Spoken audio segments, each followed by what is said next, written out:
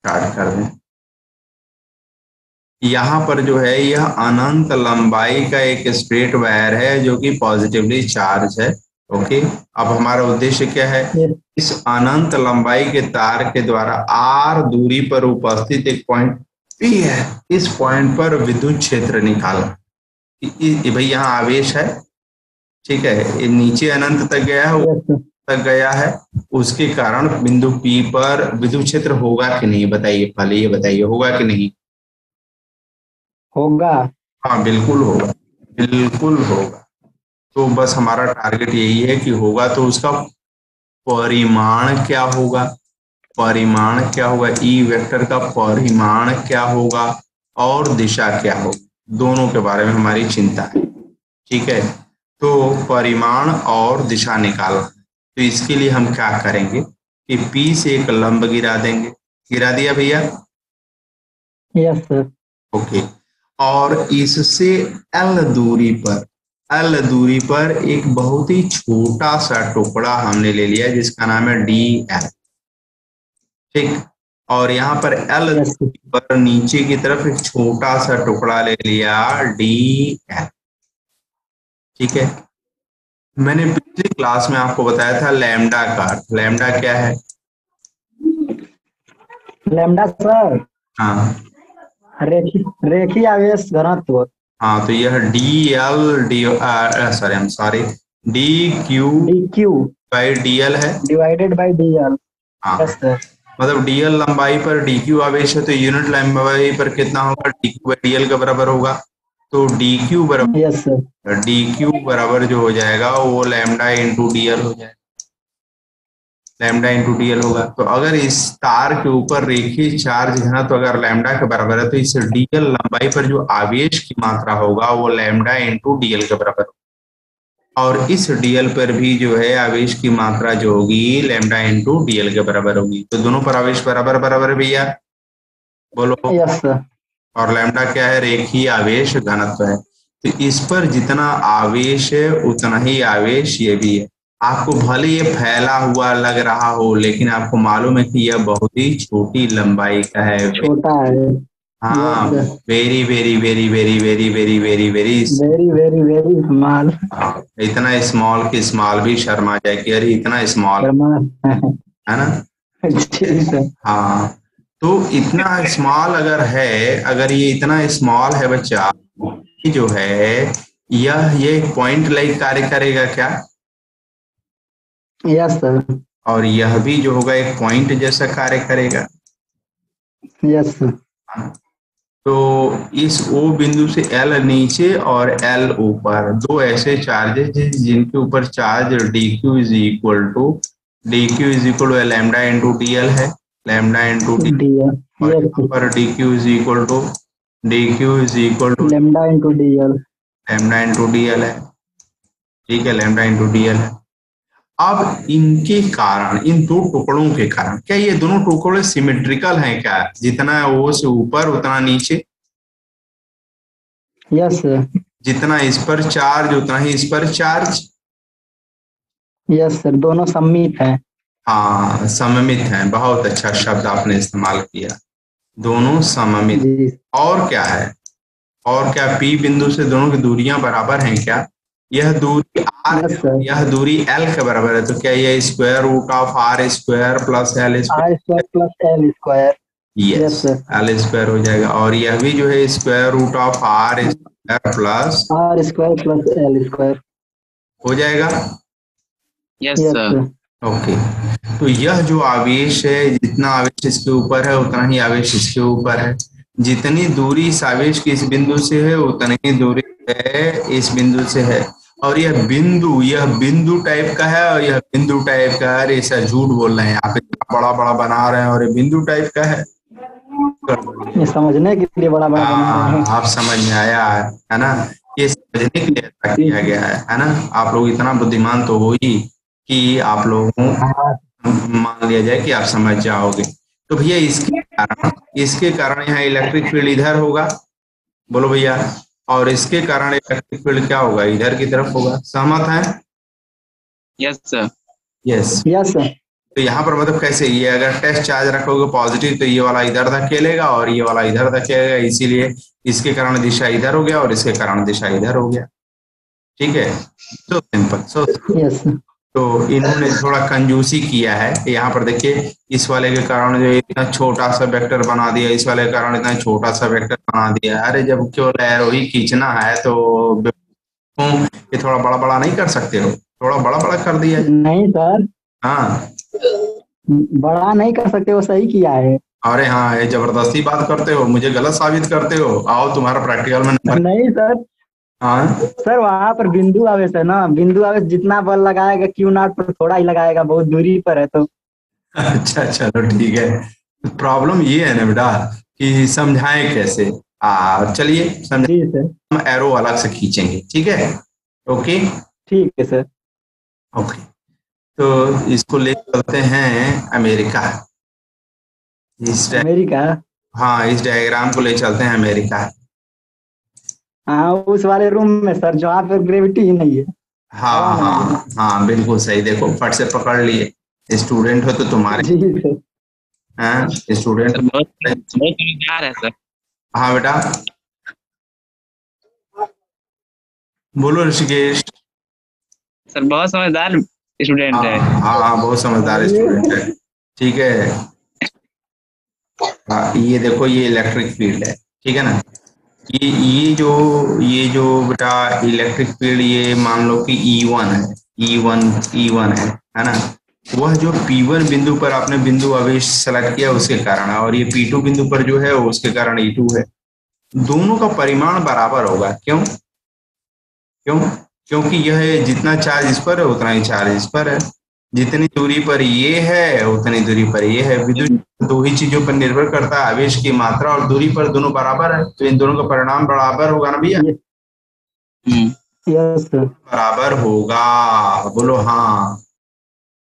Yes sir.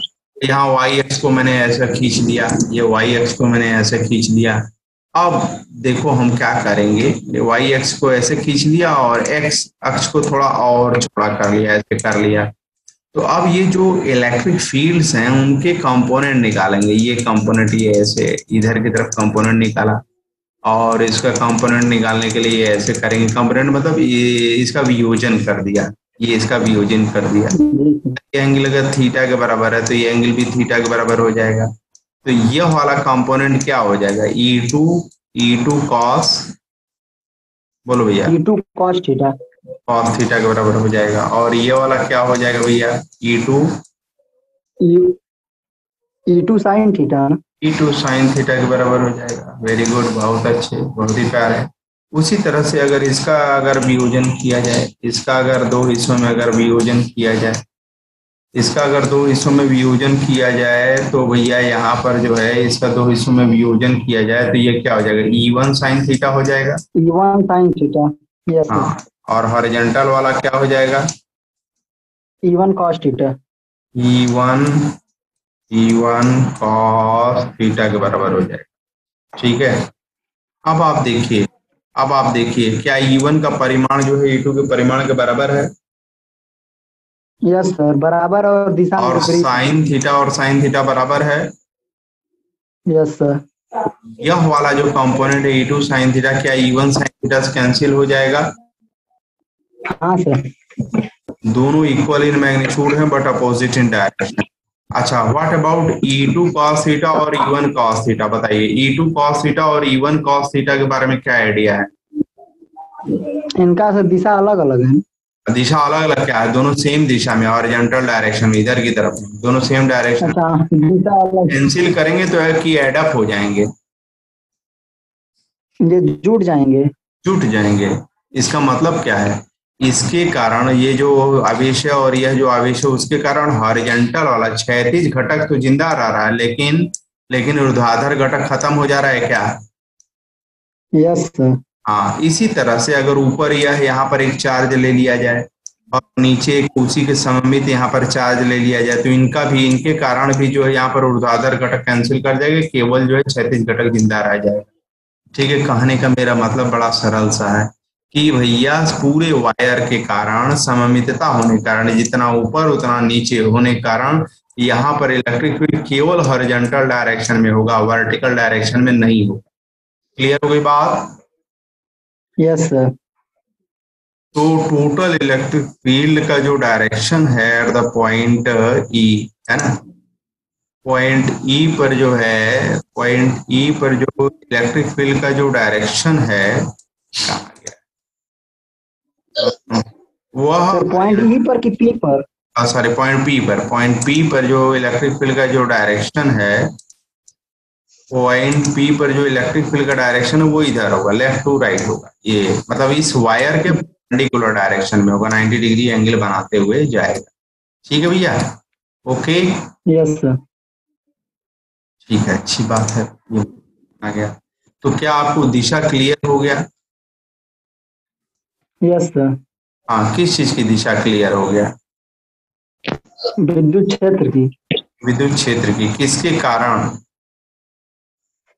वो अनंत लंबाई पर जो आवेश गया उसके कारण। हाँ, ये जो अनंत लंबाई का जो वायर है आपके पास, ये अनंत लंबाई का जो वायर है, ये जो अनंत लंबाई का चार्ज जो वायर है, जिसकी charge density, linear charge density रेखीय आवेश घनत्व लैम्डा के बराबर है, उसके कारण क्षेत्र जो होगा वह जो है वो इस डायरेक्शन में ही आएगा। और यह डायरेक्शन क्या है? तार के लंबवत डायरेक्शन है क्या बच्चा? Yes sir. बस, तो विद्युत क्षेत्र की दिशा क्या होगी इसका हमें बड़ा स्पष्ट और क्लियर हो गया। ठीक है, विद्युत क्षेत्र किस दिशा में होगा यह हमें बहुत स्पष्ट हो गया कि विद्युत क्षेत्र किस दिशा में होगा। अब इसका परिमाण क्या होगा भाई? इसका परिमाण क्या होगा? विद्युत क्षेत्र जो होगा इस दिशा में होगा, लेकिन उसका परिमाण क्या होगा उसको निकालना है, और गाउस प्रमेय का प्रयोग करके हमको निकालना है। तो हम लोग टच करते हैं। ओके, तो इसके परिमाण को निकालने के लिए हम लोग क्या करेंगे? हम लोग अक्कड़ बक्कड़ बम्बे बोल करेंगे? नहीं सर। हाँ, तब क्या करेंगे? एक क्या करेंगे बताइए? एक खोखला डब्बा लेंगे। खोखला डब्बा का नाम क्या है? खोखला डब्बा का नाम क्या है? सिलेंडर टाइप का सर, वो बेलन बेलन। हाँ, बेलनाकार लेंगे। काल्पनिक लेंगे कि वास्तविक लेंगे? काल्पनिक। इस जो है डब्बे को क्या बोलेंगे? डब्बे को मतलब कैसे? समतल सर, समतल पृष्ठ वाला। जो ये आपने जो कहा है कि हम ये डब्बा लेंगे, ये डब्बा, इस डब्बे के बारे में बात कर रहे हैं ना भैया? Yes sir. हाँ, तो इस डब्बे को क्या बोलेंगे आप? परिबद्ध, वो परिबद्ध एक क्या बोलते हैं? सर्वक पृष्ठ। अच्छा, आप कुछ बोलना चाहता है भैया? बोल लो, सब लोग बोल। ऐसा सर, परिबद्ध मतलब कि ऐसा जो कि चारों तरफ से बंद हो, उसके अंदर ये तार को रखेंगे हम, वो वाला। अच्छा, ठीक है, ठीक है, बहुत सुंदर। प्रशांत जी, आप कुछ बोलना चाहते हैं?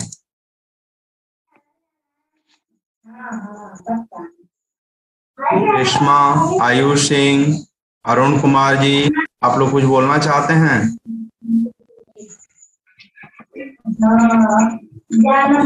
इस सतह को हम क्या बोलेंगे? ये जो बनाया गया सिलेंडर टाइप का बनाया गया, उस सतह को हम क्या बोलेंगे? बेलनाकार। नहीं, इसको हम बोलेंगे गासियन सतह। याद आया? अरे अरे यस सर। अब बता दिए तो अब अरे अरे निकलेगा ये, है ना? ठीक है, ओके। हाँ सर, इसका नाम ही नहीं आ रहा था, परिबद्ध कर रहे थे उसका। हाँ हाँ, मुझे भी नौबतपुर का नाम नहीं याद आता, तो मैं अपने दिमाग पे ऐसे ठोकता हूँ और कहता हूँ यह नौबत आ गई कि मुझे नौबतपुर नहीं याद है, तुरंत याद आ जाता है। ठीक है, शकलडीहा का नाम, ऐसे चेहरे पर हाथ फेरते हैं और शक्ल अपना देखते हैं, शकलडीहा आ जाता है। ठीक है? नहीं सर। हाँ हाँ, बिल्कुल, नामों को भूल जाता हूँ, है ना? पनामा नहर किसको जोड़ती है? पनामा नहर किसको किसको जोड़ती है? तो भैया यहाँ पर प्र और ए, पनामा प्रशांत महासागर और अटलांटिक महासागर को जोड़ती है। उसके नामों में कोड डाल दो, समझ रहे हो? सब याद रहेगा। जी सर। हाँ, तो आप ऐसे कोड याद कर लो कि वो जो गाउस था वो एक सतह पर लागू होता है, गाउस प्रमेय, उसका नाम है गाउसियन सतह। ठीक है? ठीक है सर। हाँ, तो ऐसे याद करने की टेक्निक खोजिए, है ना। हाँ, वो वाला डीएस जी सर। जो है, my mummy is smart and cooks food in ड ड ड ड डैग, कोड याद आ रहा है? Yes sir. आया था kinetic theory of the gases, मैंने पढ़ाया था पिछले साल आपको। ओके, खैर चलिए। गॉसियन सरफेस बनाया गया, उसकी अक्ष पर यह तार रख दिया गया अनंत लंबाई का। लेकिन इस गॉसियन सतह, ये जो गॉसियन सिलेंडर है उसकी लंबाई एल लिया गया है। ठीक है, तो क्या एल लंबाई का तार का हिस्सा भी इसमें फंस जाएगा बच्चा? सर बोलो। क्या कहें, आवाज नहीं आ रही। मैंने कहा कि ये जो सिलेंडर है, ये वायर तो अनंत लंबाई का है, सहमत? जी सर। लेकिन जो ये सिलेंडर मैं ले रहा हूँ वह कितनी लंबाई का ले रहा हूँ? एल। यल। लंबाई का ले रहा हूँ। तो अब इस सिलेंडर के अक्ष पर क्या यह वायर है क्या? बोलो भैया। सिलेंडर, हाँ सर है। तो वायर का कितना लंबाई सिलेंडर के भीतर फंसा है? सर जितना बड़ा वो बेलनाकार गासियन सतह है उतना ही। हाँ, इतना बोलने से अच्छा था केवल एल बोल दिए होते। हाँ सर वही। हाँ, तो यही तो है, उतना बड़ा सर, इतना बड़ा बरहनी, इतना बड़ा ये सर, समझ में नहीं आया सर। एल, हाँ। जितना सिलेंडर की लंबाई है उतना जो है भैया लंबाई ये फंसेगा। अच्छा, यूनिट लंबाई पर जो चार्ज है वो लैम्डा के बराबर है, तो एल लंबाई पर कितना हो जाएगा? Lambda into L. Yes sir. लंबाई पर जो है लैम्डा के बराबर है, तो एल लंबाई पर कितना हो जाएगा? लैम्डा इंटू एल हो जाएगा। बोलो भैया। Yes sir. तो यह जो गासियन सतह आपने बनाया है, इसके भीतर जो फंसा हुआ जो आवेश है, इसके भीतर जो फंसा हुआ आवेश है, आपको पता चल गया लैम्डा इंटू एल के बराबर। और भैया ये एक सिलेंडर जो है जिसके अक्ष पर यह तार रखा हुआ है, तो उसका रेडियस मैंने आर मान दिया है। तो आर ही दूरी पर तो हमें विद्युत क्षेत्र निकालना था, इस बिंदु पर निकालना था विद्युत क्षेत्र। ठीक है, और हमने आपको यह चीज, अच्छा देखिए, गाउस प्रमेय क्या कहता है? गाउस प्रमेय कहता है कि फ्लक्स थ्रू ए गासियन, है ना। गणितीय तरीके से कैसे निकालेंगे क्लोज सरफेस से? वो निकालेंगे ई डॉट हम आकलन करेंगे E dot into DS, A dot. या डीए या डीएस कह लीजिए, ई डॉट डीएस। और गॉस प्रमेय दिस इज इक्वल टू 1/एप्सिलॉन नॉट गुणे कुल आवेश, उसके भीतर भरा हुआ कुल आवेश का बीजगणित इसके भीतर गॉस। ठीक है भैया। Yes sir. तो क्यू हम लोग निकाल चुके हैं, कितना? Lambda into L. ठीक है भैया। एल। लैम्डा मुझे Yes, मालूम sir. है और एल हमारा जो प्रॉब्लम है उसके हिसाब से मालूम है। अब हम क्या करेंगे कि यह जो इंटीग्रल हल करेंगे, तो इस इंटीग्रल में क्या हो जाएगा? फंस जाएगा इलेक्ट्रॉन। अच्छा, आर दूरी पर ये है, आर दूरी पर ये है। इस जो वक्र पृष्ठ है उसके हर बिंदु जो है इस वायर से बराबर बराबर दूरी पर होगा क्या? Yes sir. हाँ, बहुत अच्छा, बराबर बराबर दूरी पर होगा। तो बराबर बराबर दूरी पर होगा तो जितना इलेक्ट्रिक फील्ड का परिमाण यहाँ पर होगा उतना ही इलेक्ट्रिक फील्ड का परिमाण यहाँ होगा। यहाँ दिशा इधर होगी और यहाँ पर दिशा इधर होगी। ठीक है बच्चा। Yes sir. ओके। इस ढक्कन पर हर जगह बराबर नहीं होगा, यहाँ पर कुछ होगा, यहाँ कुछ होगा, यहाँ कुछ होगा, लेकिन होगा इधर ही, इस दिशा में होगा और इस दिशा में होगा। लेकिन इस सतह का जो क्षेत्रफल है ऊपर की तरफ दिशा है क्या? Yes sir. तो ई और एस के बीच में एंगल 90 डिग्री है। बोलो भैया। Yes sir. Yes sir. तो हर पॉइंट पर ई डॉट डीएस क्या हो जाएगा? 0 हो जाएगा क्या? Yes sir.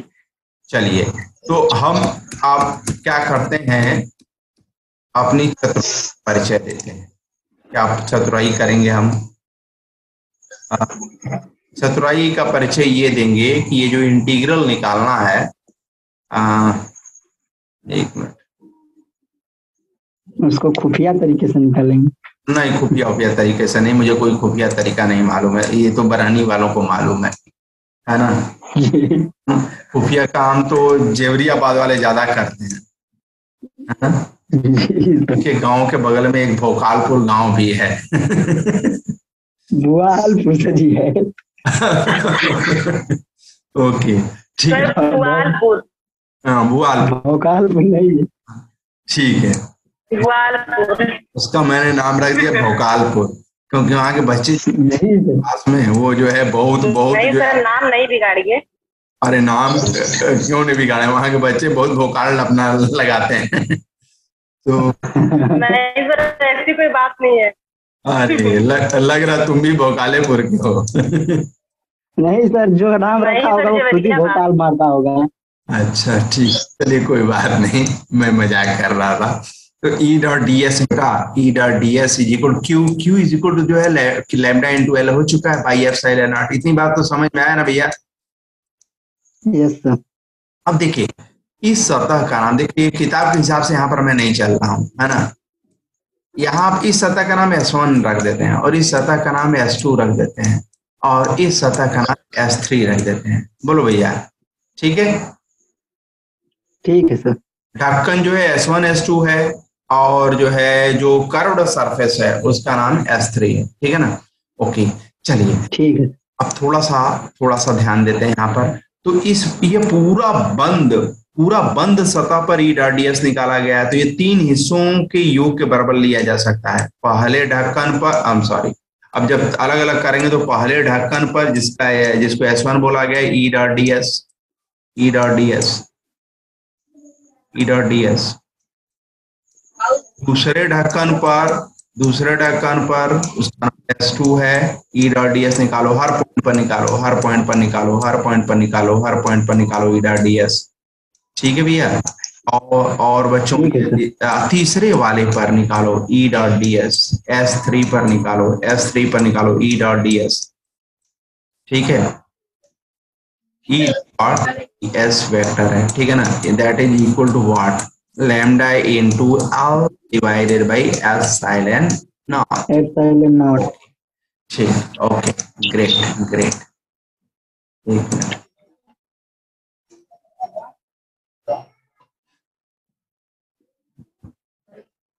ओके।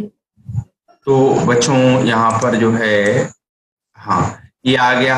अच्छा बताइए, पहले ढक्कन पर और दूसरे ढक्कन पर, ये जैसे ये ढक्कन है, ये ढक्कन है, ये ढक्कन है भैया और ये ढक्कन है, ठीक है ना, और ये वायर है और इलेक्ट्रिक फील्ड यहाँ पर ऐसे है। और इस ढक्कन पर अगर एक छोटा सतह लेंगे डी एस, तो यहाँ पर क्षेत्रफल की दिशा तो इधर है, बोलो भैया। जी सर। और इनके बीच में एंगल 90 डिग्री है। तो दो अगर वेक्टर के बीच में अगर एंगल 90 डिग्री के बराबर है तो कृपया मुझे बताइए कि उनका डॉट प्रोडक्ट क्या होगा। दो वेक्टर एक दूसरे के लंबवत, उनका डॉट प्रोडक्ट क्या होगा? जीरो हो जाएगा सर। जीरो हो जाएगा। तो ये वाला हो गया जीरो और ये वाला भी हो गया जीरो, ये भी ढक्कन पर है, बोलो भैया जीरो। हाँ। Yes sir. लेकिन जो कर्व्ड सतह है बच्चा, कर्व्ड वाला जो सतह है उस पर देखिए, यहाँ पर अगर छोटा क्षेत्रफल लेंगे तो उसकी दिशा इधर होगी और यहाँ पर इलेक्ट्रिक फील्ड भी इधर है। तो बीच में एंगल कितने डिग्री का है? 0 डिग्री का है। 0 डिग्री का है, ठीक है ना। और यहाँ पर जो है अगर एक सतह लेंगे, है ना, यहाँ पर अगर एक सतह लेंगे तो यहाँ पर इलेक्ट्रिक फील्ड इधर है और बच्चा यहाँ पर एरिया का भी जो है इधर है। अंकिता कुछ पूछना चाहती हो बेटा? अंकिता आपने हाथ उठाया है बेटा।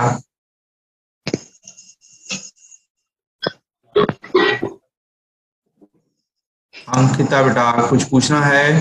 अंकिता चौबे जी, कौन ऋषि के गाना बजा रहे हो? नो सर, साउंड मतलब आ रहा था, फोन आ रहा है किसी का। चलिए कोई बात नहीं, हो जाता है, ठीक है ओके। तो बेटा कहने का मतलब ये कि यह पॉइंट लो, चाहे यह पॉइंट लो, चाहे यहाँ छोटा सा एरिया ले लो, हर जगह ये कर्व्ड सरफेस क्या होगा, इलेक्ट्रिक फील्ड और डीएस वेक्टर सेम दिशा में होंगे। तो सेम दिशा में होगा। अच्छा, इलेक्ट्रिक फील्ड का जो परिमाण यहाँ पर होगा हर पॉइंट पर, वैसे हर पॉइंट पर ही होगा क्योंकि सबका पॉइंट आर दूरी पर है, हर पॉइंट जो इसे आर दूरी पर है, ठीक है। तो भैया कर्व्ड सरफेस पर, जो कर्व्ड सरफेस है भैया, उसके हर बिंदु पर इलेक्ट्रिक फील्ड वेक्टर और डीएस वेक्टर, जो छोटा सा टुकड़ा एरिया का लिए हैं, वो एक दूसरे के क्या होंगे, समानांतर होंगे, पहली बात। और दूसरी बात, पूरे कर्व्ड सरफेस पर अगर आप इलेक्ट्रिक फील्ड के मैग्नीट्यूड, परिमाण के बारे में अगर बात करेंगे तो वो सेम होगा, हर जगह पर सेम होगा, ठीक है बच्चा, ओके ठीक है सर।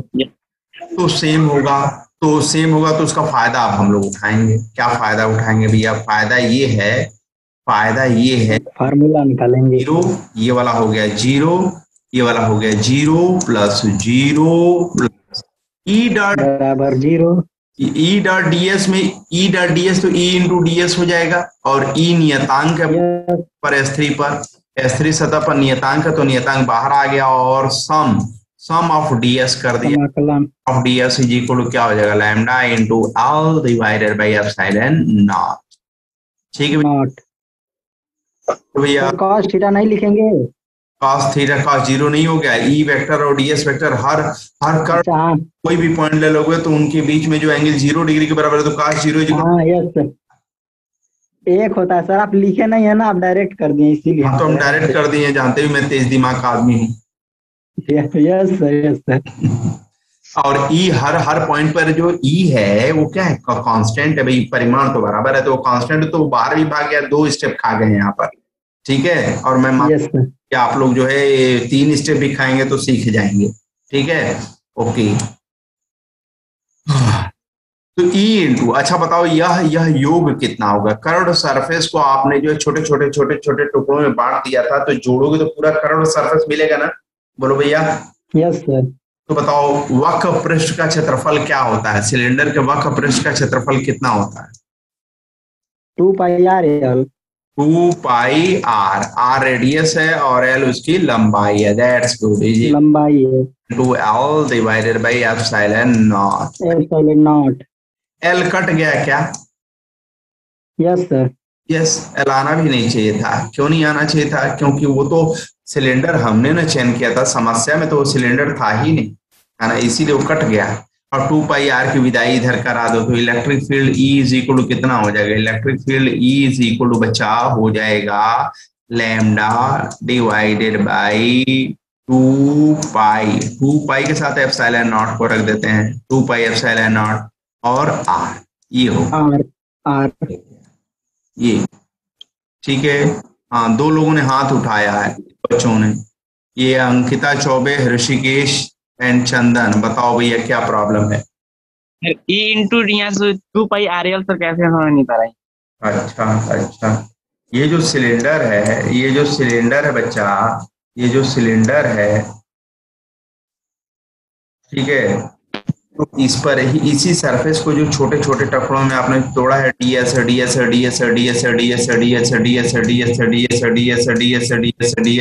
पार्ट में तोड़ा है आपने, तो सब पार्ट को जोड़ देंगे तो वक्र पृष्ठ ना मिलेगा भैया। हाँ तो वही है यहाँ पर इंटीग्रल, मतलब सम किस सरफेस का? तीसरे वाले सरफेस का, सब छोटे छोटे डीएस टुकड़ों का योग जो हो जाएगा वो 2 पाई आर एल हो जाएगा वक्र पृष्ठ। इसकी लंबाई एल के बराबर है और इसकी त्रिज्या आर के बराबर है, तो 2 पाई आर एल हो जाएगा सिलेंडर का। क्लियर हो गया भैया? Yes sir. हाँ ठीक है, बड़ी कृपा है सर। इस फार्मूले को याद करने के लिए सर ऐसे भी कह सकते हैं ना हम, 1/4 pi epsilon not 2 lambda by are.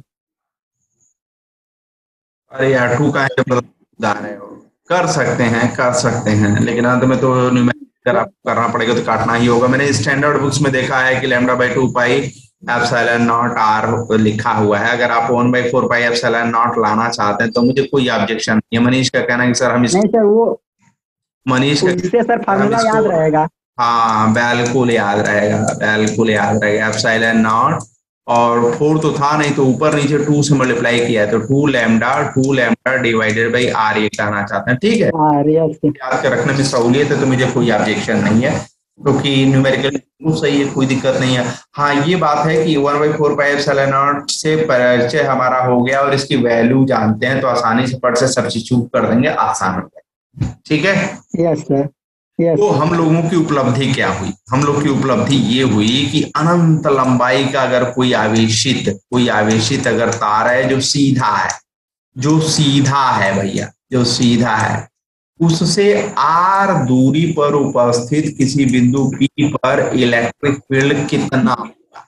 परिमाण जो होगा, हम लोगों ने देखा परिमाण जो होगा lambda divided by 2 pi R 2 pi epsilon not बराबर होगा। और दिशा क्या होगा? उसके लंबवत होगा क्या? बोलो भैया, ये 90 डिग्री पर होगा।